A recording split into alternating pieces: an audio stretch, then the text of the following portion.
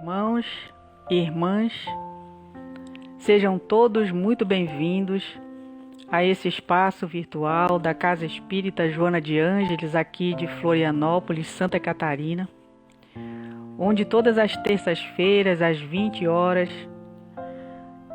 estamos aqui trazendo uma reflexão à luz da doutrina espírita sobre o Evangelho de Jesus. Para darmos início à nossa atividade desta noite, faremos uma leitura de uma breve mensagem do livro Todo Dia, psicografado por Chico Xavier, a mensagem 55. Procuremos a felicidade de Jesus, para que este mundo se levante para a felicidade perfeita. Então, nesse momento, convidamos a todos para fazermos a nossa prece inicial de harmonização. Mestre amigo Jesus, nesta hora em que nos reunimos em Teu nome para iniciarmos a nossa atividade desta noite, pedimos, Senhor, o Teu amparo através das Tuas energias amorosas e benéficas que nos auxiliem a acalmar as nossas emoções neste turbilhão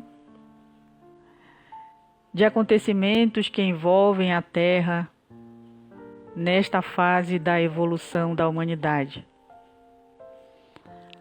Para que, Senhor, em nos deixando envolver pelas Tuas energias harmoniosas, possamos sentir em nosso coração, mais uma vez, e ter a certeza de que Tu estás no leme, conduzindo os caminhos da humanidade.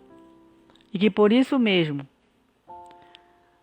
precisamos ter calma, serenidade, confiança, buscando fazer a nossa parte para Te ajudar, Senhor, a estabelecer na terra o Teu reino de paz e de amor. Nos abençoa, Mestre, agora e sempre, que assim seja. Hoje, o tema da nossa explanação é sobre a parábola do filho pródigo, baseado no livro Nas Pegadas do Mestre, do Espírito Vinícius, o capítulo intitulado O Pródigo e o Egoísta. A parábola do filho pródigo conta a história de um homem que tinha 2 filhos. O filho mais novo resolve pedir ao pai a sua parte da herança e vai para uma terra distante viver sua vida como achava que deveria viver. Nessa terra distante, ele vai gastando cada centavo do seu dinheiro com seus prazeres, até que todo esse dinheiro acaba e ele vira quase um mendigo. No momento mais crítico, ele sente atração até pela lavagem que era dada aos porcos. Tamanha era a fome que sentia.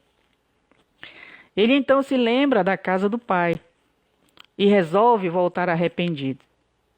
É recebido com muita festa pelo pai e rejeitado pelo seu irmão mais velho, que havia permanecido na casa do pai, trabalhando todo esse tempo em que o filho mais novo esteve fora.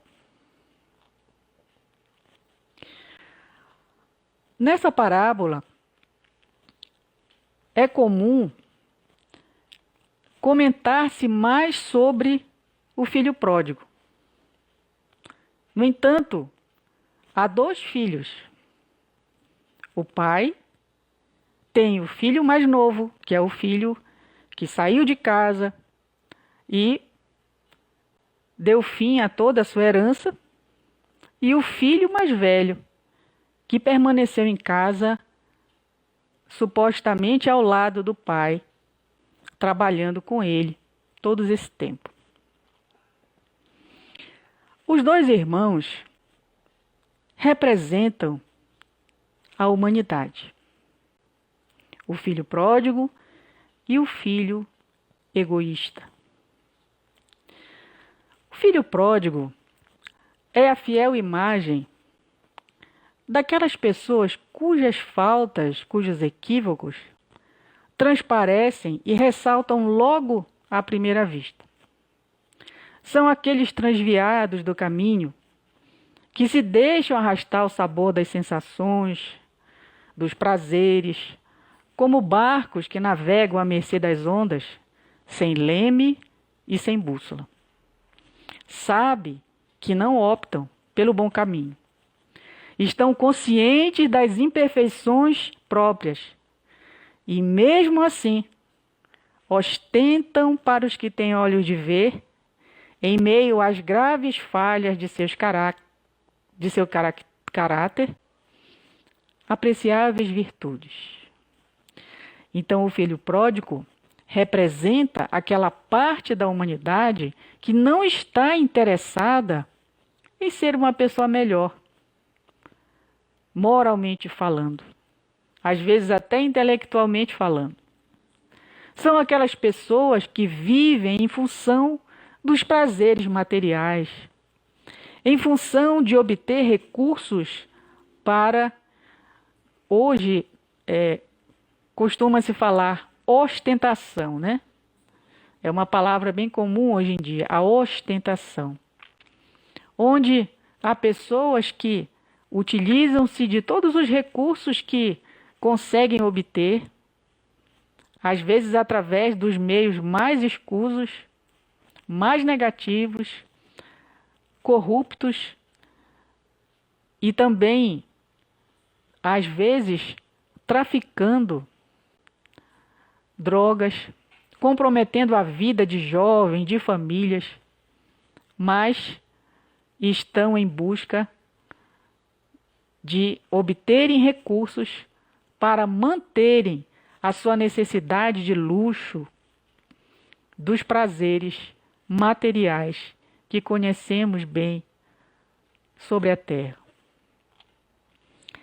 E assim essas pessoas permanecem até que o aguilhão da dor os desperte, para que haja aquela reflexão, aquele momento em que, o que eu estou fazendo da minha vida? Não é? Porque a professora dor, como diz o nosso irmão Hilo, ela é a melhor professora que existe na nossa vida, porque não há como fugir do aprendizado que ela nos traz. Então, essas pessoas têm essa vida até o momento que algo acontece e as afeta profundamente. E elas começam, então, a rever a sua conduta. Já o filho egoísta é aquele filho mais velho que ficou na casa do pai e havia conservado intactos os bens que ele recebeu. Mostra-se magoado com a atitude generosa do pai quando o filho pródigo volta para casa. E protestando, dirige ao pai a seguinte observação: eu permaneci sempre contigo. Tenho intacta a herança que me coube. Não obstante, jamais promoveste qualquer festividade em minha honra, enquanto que este teu filho, boêmio e dissipador, mereceu esplêndido banquete festejando o seu regresso. Então está aí o filho egoísta, aquele que permaneceu na casa do pai, que também recebeu a parte da sua herança, mas deixou-a intacta. Não gastou a sua herança com nada. Esse filho, ele ilustra, na história contada por Jesus, o exemplo do egoísmo. Por quê? Porque ele se julga isento de qualquer culpa, de qualquer erro. Ele se considera reto nas suas atitudes. É um protótipo de uma virtude onde ele se achava o único herdeiro das bem-aventuranças que o Pai poderia lhe oferecer. Pelo fato dele haver se abstenido do mal, ou seja, ele se absteve de sair de casa. Ele fez todo o sacrifício de permanecer em casa. Então, ele merecia todas as honras, todas as glórias que o Pai poderia oferecer. Ele representa aquelas pessoas orgulhosas, aquelas pessoas que são exclusivistas, aqueles que são sectários, que se apartam, que se afastam das demais pessoas, alegando que não querem se contaminar com seus erros, como faziam os fariseus. A soberba não lhes permite conceber a unidade do destino, pois se acham superiores, ou seja, esse que errou não pode ter um destino semelhante ao meu. Como assim? Ele saiu de casa, ele errou, ele é perdulário, ele é um gastador. E eu mantive a minha parte intacta, não gastei com nada, e agora ele merece honras, assim como eu? Ou seja, ele não aceita isso, né? Ao seu ver, esse filho que é esbanjador, que cometeu os equívocos, ele deve ser excluído do lar. Tanto que ele fala para o pai, esse teu filho, ele não diz assim, este meu irmão, não, ele diz esse teu filho. Ele já nem se considera mais irmão daquele que errou. Ou seja, ele não vê ligação alguma de solidariedade entre os membros da família. Imagina, da família biológica, imagina da família humana, não é? Então, quando ele se refere ao filho pródigo, dizendo esse teu filho, ele está declarando uma total descrença da reabilitação dos culpados. Ou seja, ele não consegue aceitar ou acreditar que aquela pessoa que errou se arrependeu e quer recomeçar a vida agora, seguindo o bom caminho. Ele não acredita na reabilitação dos que se equivocaram. Essas pessoas só podem ver a sociedade sob seus aspectos de camadas diversas, camadas inconfundíveis, porque eles se imaginam no alto e os demais embaixo. Ou seja, são pessoas que não se misturam, que dividem as pessoas entre inferiores e superiores. Eu estou superior, eu estou na camada superior. Este está na camada inferior e nós jamais poderemos estar no mesmo nível. Então, essa é a ilustração que traz o filho mais velho, o filho egoísta. Porque em nenhum momento ele teve em seu coração um gesto de fraternidade, um gesto de compreensão, um gesto de compaixão. Ele sequer entendeu o posicionamento do pai, que ficou feliz porque o filho estava perdido e voltou. Então, mostrando que ele estava ali na casa do pai. Mas assim como o filho que saiu e foi viver a vida equivocada, a vida materialista, a vida de ilusões, de aventuras, esse outro filho mais velho e egoísta, ele também não tinha sintonia com o pai, porque ele sequer conseguia entender a atitude que o pai teve de felicidade por ver um filho que estava perdido e voltou para casa.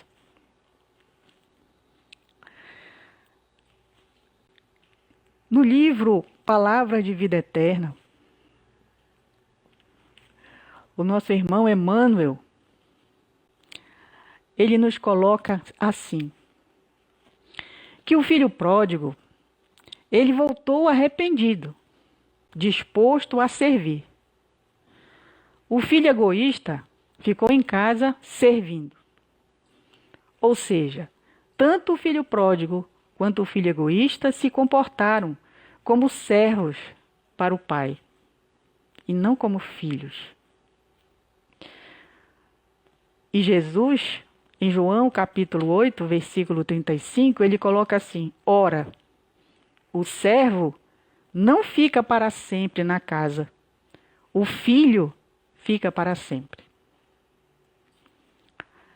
Então o benfeitor Emmanuel nos traz essa reflexão da palavra do Cristo, porque nesse momento em que Jesus colocou esta frase, ora, o servo não fica para sempre na casa, o filho fica para sempre, ele nos trouxe outra proposta. Não do filho arrependido que voltou para a casa do pai para ser um servo, e nem do filho egoísta que permaneceu na casa do pai, mas também se comportou como servo, porque esperava receber a herança que tinha ficado depois da divisão. Ele não estava ali porque ele tinha sintonia com o pai, porque ele estava feliz de estar perto do pai, porque ele estava satisfeito de estar ali, abraços dados, diariamente trabalhando com o pai. Ele estava esperando receber o resto da herança sozinho, porque o outro irmão tinha ido embora. Então Jesus traz para nós, através dos seus ensinamentos, ele traz o caminho que nós precisamos seguir, compreender, vivenciando para nos tornarmos filhos e não servos de Deus. Porque Jesus, ele nos ensina como alcançar esse título de filiação. Porque nós somos filhos de Deus. Somos criaturas da divindade. Mas nos comportamos. Ainda não sabemos nos comportar como filhos, como herdeiros do Pai. O trabalho ativo e incessante, o desprendimento dos interesses inferiores do mundo, a perfeita submissão aos desígnios divinos, constituíram traços fundamentais das lições de Jesus na Terra. Ele foi aquele filho ativo, desprendido dos interesses da terra.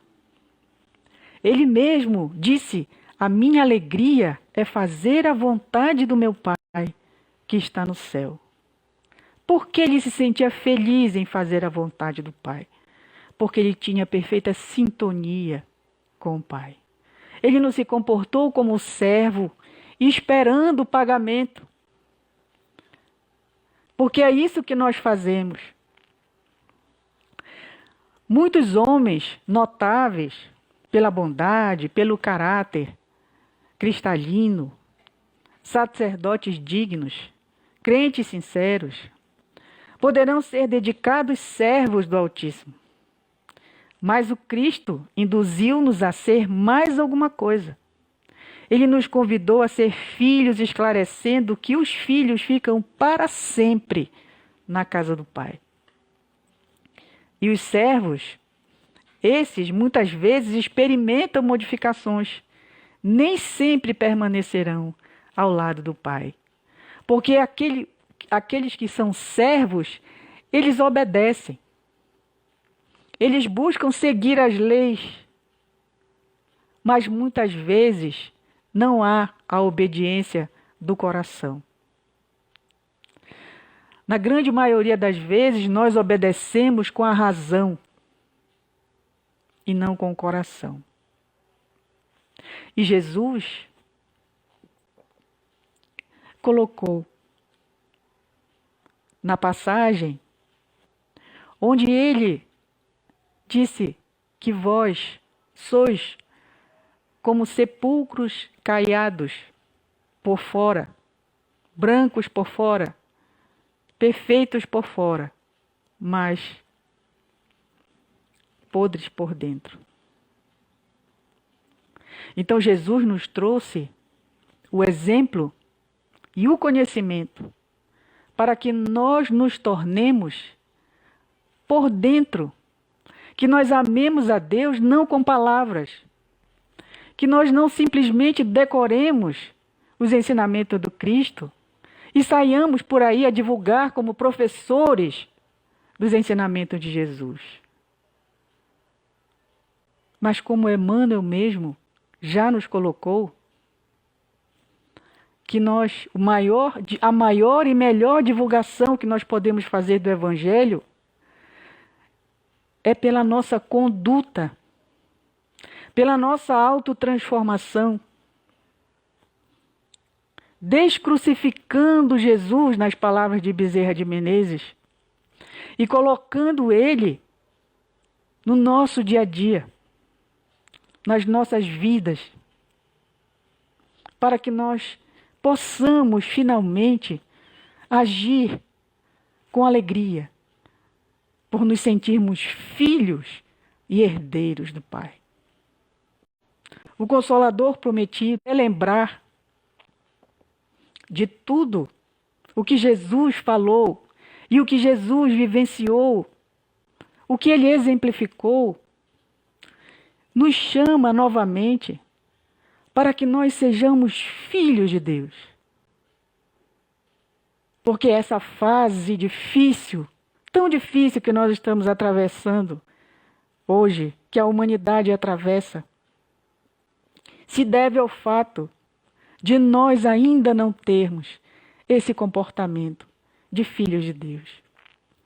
Se deve pela ausência da verdadeira vontade de seguir as pegadas do Mestre e assim aprendermos com Ele a nos alegrarmos por sermos obedientes com a mente e com o coração, através da resignação à vontade do Pai. Então que nós saiamos da condição de servo, porque o servo sempre espera pagamento. O filho não. O filho não espera pagamento, porque ele sabe que tudo o que é do Pai também é dele. Então ele cuida, ele busca manter, ele busca ter compaixão, porque ele entende que a humanidade inteira é filha de Deus, assim como ele. E ele entende que Deus, na sua infinita bondade, no seu infinito amor e misericórdia, Ele nos concede a todos tantas quantas forem as oportunidades que nós precisamos para desenvolvermos em nós a semente de amor que Ele plantou quando nos criou. E assim, nenhum filho vai esperar pagamento. Muitas vezes, quando nós adentramos, buscamos seguir pelo caminho do bem, pelo caminho do amor, nós esperamos que as dificuldades desapareçam da nossa vida. E quando elas acontecem, muitas vezes nós reclamamos: poxa, mas eu busco fazer o bem, eu busco não prejudicar ninguém, justamente comigo que acontece isso. Mas nós não podemos esquecer do nosso passado delituoso. O fato de agora eu ter caído em mim e aceitado as minhas inferioridades, e buscado incessantemente, perseverantemente, com determinação, vencer essas inferioridades, não apagam os equívocos que eu cometi no passado. No entanto, quando eu busco seguir o exemplo do Cristo, quando eu busco compreender os seus ensinamentos, eu começo a desenvolver em mim a paciência, a resignação, a coragem para vencer os obstáculos, as dificuldades, as enfermidades do corpo, as enfermidades da alma. Eu passo a ver a vida que não acaba, a verdadeira vida, a vida do espírito imortal que todos nós temos. E assim haverá paz dentro de nós.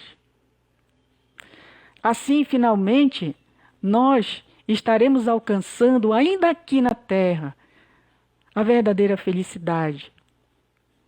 Porque, como diz o Evangelho, não é motivo de grande felicidade quando diante de uma dor, de uma dificuldade, de uma adversidade, a gente consegue ter tranquilidade, a gente consegue ter confiança na providência divina, sabendo que nós devemos fazer a nossa parte, mas que todo o resto está sob a vontade de Deus. Então, meus irmãos, esta era a reflexão que nós trouxemos para hoje. É chegada a hora da grande decisão. A felicidade está batendo à nossa porta, às vésperas de uma nova era para a humanidade. E Jesus está nos chamando novamente à reflexão, nos oportunizando para que nós possamos atender a esse chamado, agora como filhos de Deus, não mais como servos que esperam a recompensa, mas sim como herdeiros de tudo aquilo que o Senhor nos prometeu. Daquele mundo que o Senhor disse que Ele iria construir para nos esperar. Aquele mundo de paz, de fraternidade, onde irmão acode irmão, onde irmão compreende aquele que se equivocou e se alegra quando ele persevera, quando ele se arrepende e persevera em se melhorar, e o auxilia, e não o julga, e não o condena. Então, meus irmãos, é esse convite que Jesus nos faz. Que nós saiamos da condição de filho pródigo ou filho egoísta e sejamos, enfim, verdadeiros filhos de Deus. Muito obrigado pela atenção de todos. Desejamos a todos muita paz e que possamos refletir sobre a mensagem de Jesus, que deixou para nós a oração, dizendo assim: Pai nosso, que estás no céu, santificado seja o vosso nome. Venha a nós o vosso reino, e seja feita a vossa vontade, assim na terra como é feita no céu. O pão nosso de cada dia dá-nos hoje, Senhor. Perdoa, Pai, as nossas ofensas, assim como nós perdoamos a quem nos tem ofendido. E não nos deixes cair em tentação, mas livra-nos de todo o mal, porque Teu é o reino, o poder e a glória, hoje e para todo sempre. Que assim seja. Que a paz do Senhor permaneça com todos nós. Muito obrigado.